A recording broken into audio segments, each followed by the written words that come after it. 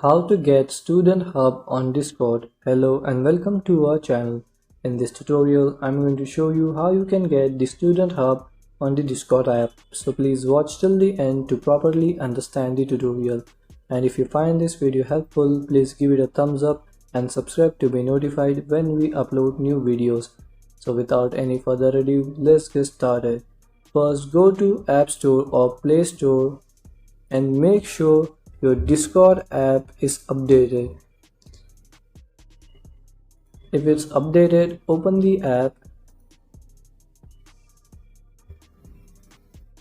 and now here tap on menu in the top left corner.